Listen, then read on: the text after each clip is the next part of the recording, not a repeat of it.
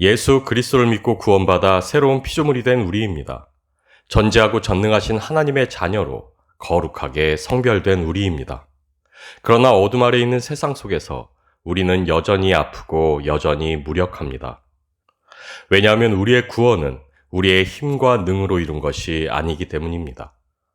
세상을 살아가며 세상의 고난과 아픔을 믿음으로 견뎠기에 그 보상으로 우리에게 구원이 주어진 것이 아니기 때문입니다. 고통과 슬픔 가운데서도 믿음으로 살아가기에 우리가 온전한 구원으로 완성되어 가는 것도 아니기 때문입니다. 우리는 하나님의 은혜로 주신 그 믿음으로 구원을 받았고 하나님이 은혜로 베푸시는 그 능력 안에서만 구원으로 살아갈 수 있기 때문입니다.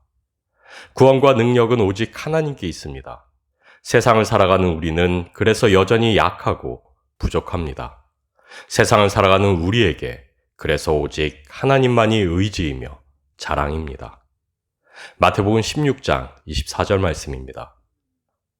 이에 예수께서 제자들에게 이르시되 누구든지 나를 따라오려거든 자기를 부인하고 자기 십자가를 지고 나를 따를 것이니라. 우리로 하나님의 자녀가 되게 하시기 위해 우리 주님께서는 우리의 모든 죄와 허물을 자신에게 담당시키셨습니다.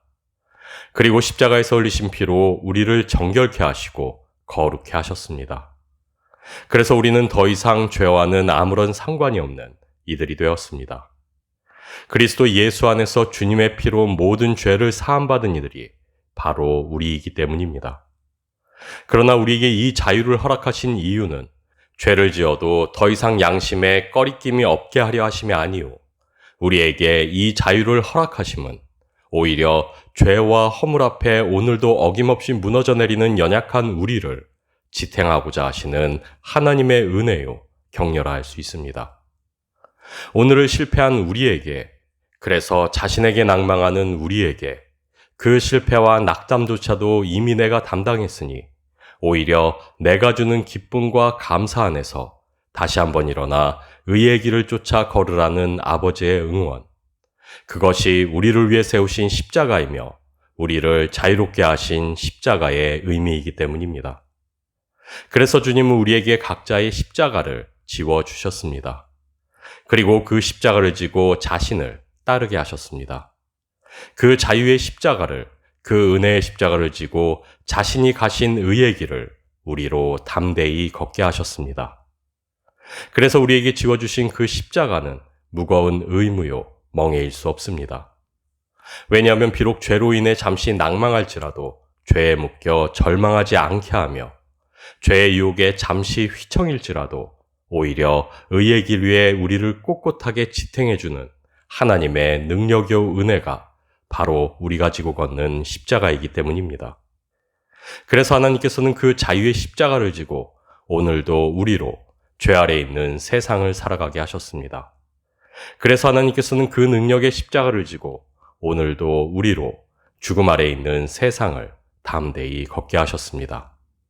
그래서 오늘도 일어나 빛을 발하라 우리를 응원하시며, 그래서 오늘도 선을 행하되 낙심하지 말지니 포기하지 아니하면 때가 이름에 거두리라 우리를 격려하십니다. 요한복음 20장 26절 말씀입니다. 도마에게 이르시되 내 손가락을 이리 내밀어서 내 손을 보고 내 손을 내밀어서 내 옆구리에 넣어보라. 그리하여 믿음 없는 자가 되지 말고 믿는 자가 되라. 부활하신 주님은 이전의 육신과 같지 않은 영적인 몸으로 부활하셨습니다. 그러나 육의 몸일 때 가지셨던 손의 못자국과 옆구리에 남겨진 창자국을 그대로 지니신 채 부활하셨습니다. 완전하고 온전한 몸으로 부활하셨음에도 여전히 그 상처와 흔적들을 가지고 계셨습니다. 왜냐하면 그것이야말로 우리 주님의 순종의 증거요, 성취하신 영광의 증거였기 때문입니다. 왜냐하면 그것이야말로 우리를 향한 사랑의 증거였기 때문입니다. 그리고 그 무엇보다 그것이야말로 우리를 위해 견디신 수치와 고통의 증거였기 때문입니다. 히브리서 13장 12절에서 13절 말씀입니다. 그러므로 예수도 자기 피로써 백성을 거룩하게 하려고 성문 밖에서 고난을 받으셨느니라. 그런즉 우리도 그의 치욕을 짊어지고 영문 밖으로 그에게 나아가자. 우리 주님은 하나님의 영광이기 이전에 수치와 모멸을 감당하셔야만 했습니다. 십자가는 우리의 죄를 향한 하나님의 공의의 심판이자 동시에 우리를 향한 하나님의 사랑이었습니다. 그래서 우리 주님의 손에 남겨진 못자국은 우리의 이름을 그 손에 새기신 하나님 사랑의 증거이자 우리의 죄 때문에 하나님의 심판을 견디셨다는 수치와 모멸의 증거이기도 합니다. 그래서 하나님은 부활하신 우리 주님의 온전한 몸에 그 사랑의 증거이자 수치의 증거인 못자국과 창자국을 여전히 남겨두셨습니다. 왜냐하면 우리가 우리에게 주신 완전한 그 구원 안에서 온전한 구원으로 자라가기를 원하셨기 때문입니다. 왜냐하면 하나님이 우리에게 바라시는 그 구원 안에서의 온전함과 완전함은 죄로 인한 수치와 고통을 모르는 순진함이 아니오 오히려 수치와 고통을 넘어 성취하는 영광의 기쁨이기 때문입니다. 그래서 우리는 완전한 은혜 아래 온전한 구원을 살아감에도 불구하고 여전히 세상 안에서 죄 때문에 당하는 그 수치와 고통을 견디며 살아가야만 합니다. 그리스도를 위하여 우리에게 은혜를 주신 것은 다만 그를 믿을 뿐 아니라 또한 그를 위하여 고난도 받게 하려 하심이기 때문입니다. 자녀이면 또한 상속자, 곧 하나님의 상속자요 그리스도와 함께한 상속자니 우리가 그와 함께 영광을 받기 위하여 고난도 함께 받아야만 하기 때문입니다. 마태복음 10장 16절 말씀입니다. 보라 내가 너희를 보냄이 양을 이리 가운데로 보낸과 같도다. 그러므로 너희는 뱀같이 지혜롭고 비둘기같이 순결하라. 우리는 그리스도 예수 안에서 비둘기처럼 순전해야만 합니다. 그러나 그 순전함은 아무것도 모르는 순진함과는 다릅니다.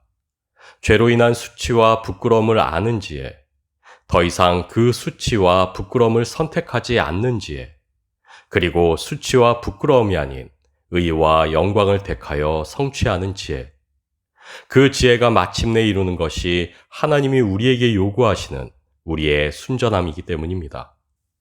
하나님은 우리가 그 뱀과 같은 지혜로 자라가며 그 지혜로 마침내 하나님의 영광에 이르기를 원하시기 때문입니다.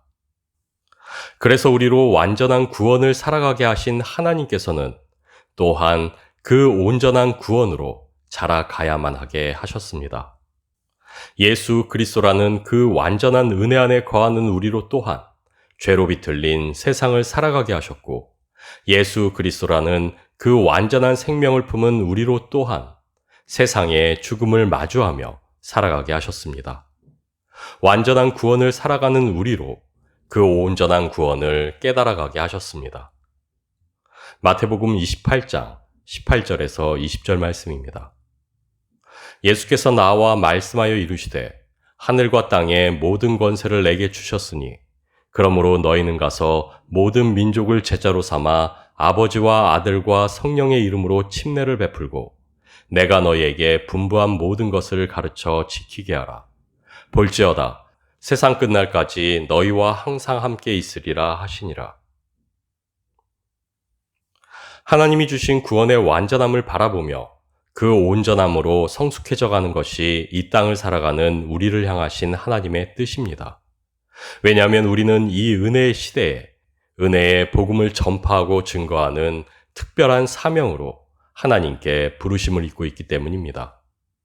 동일한 믿음으로 우리 주님이 사신 삶을 살아 우리 주님을 증거하고 구원을 선포하는 그리스도의 제자들로 세우심을 입었기 때문입니다.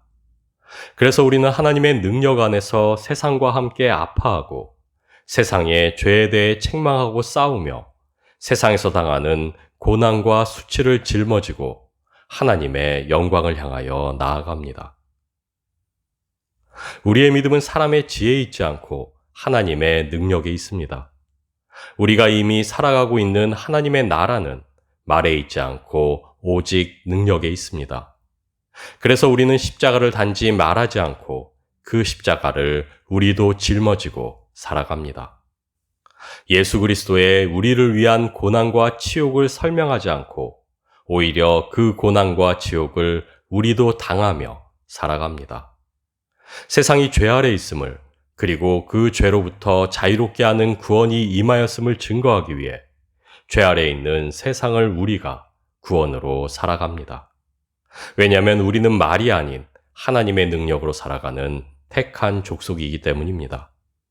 그래서 우리는 단지 말이 아닌 그리스도의 그 삶을 우리도 살아갑니다. 단지 말이 아닌 그리스도께 순복하여 살아가는 우리의 삶 그 자체가 참다운 복음의 증거요, 진정한 구원의 증거가 되기 때문입니다.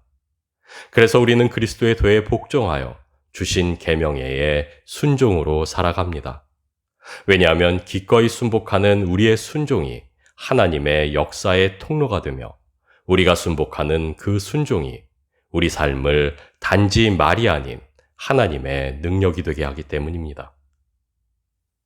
이미 구원을 이루셨음에도 죄로 비틀린 세상에서 죄를 마주하며 살아가게 하신 것은 우리의 그 연약함과 약점이 오히려 하나님의 영광을 드러내는 역사의 통로가 되기 때문입니다.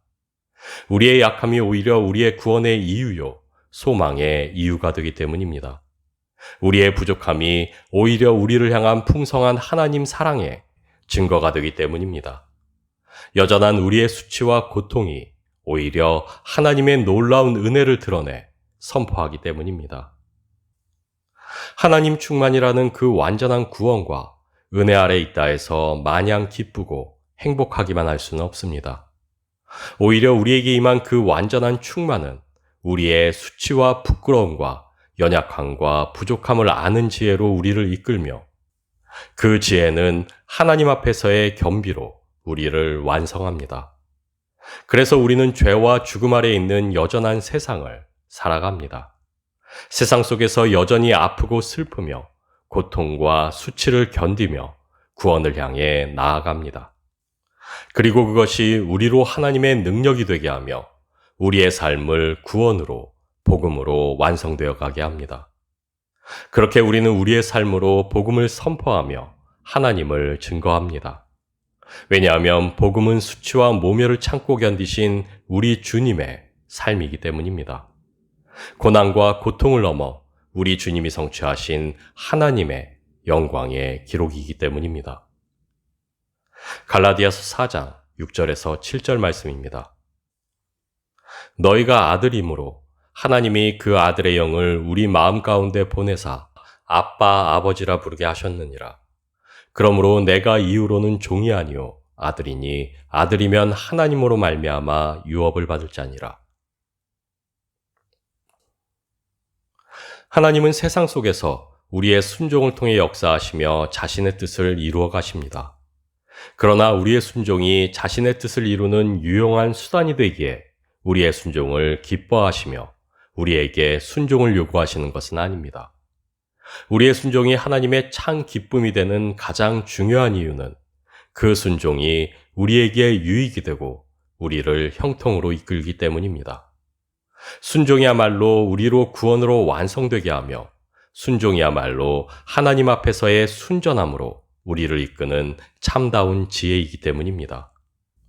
하나님은 자신의 뜻과 목적을 이루시기 위해 우리를 소모품처럼 아낌없이 사용하는 전장의 사령관이 아니십니다. 오히려 하나님은 우리를 귀히 여겨 사랑하시고 돌보시며 우리의 잘됨을 기뻐하시고 응원하시는 아버지이십니다. 그래서 하나님은 우리의 순종을 기뻐하시며 우리의 순종을 통해 기꺼이 역사하십니다. 우리를 통해 이루고자 하시는 하나님의 뜻은 분명히 있습니다. 그러나 우리가 기억해야만 할 것은 그 일을 이루시기 위해 우리를 구원하신 것은 아니라는 사실입니다. 오히려 하나님이 우리를 통해 무언가를 이루어가고자 하심은 그것이 자신이 아닌 바로 우리에게 더할 수 없는 유익이 되기 때문이라는 사실입니다. 우리는 여전히 약하고 부족하며 세상이 주는 고통과 고난 아래 여전한 모멸과 수치를 견디며 살아가야만 합니다. 그러나 이 고난을 짊어짐은 우리가 하나님을 위하여 무언가를 하는 것이 아닌 오히려 하나님이 우리의 유익을 위하여 무언가를 하시기 위함입니다. 우리는 여전히 약하고 부족하며 세상이 주는 고난과 고통 아래 여전한 모멸과 수치를 견뎌야만 합니다. 그러나 하나님은 역사하사 우리로 정금 같은 순전함으로 나게 하시며 온전한 구원으로 완성되게 하실 것입니다. 오히려 우리의 수치와 모멸을 세상의 빛이 되게 하시며 우리의 약함과 부족이 세상의 소금이 되게 하실 것입니다.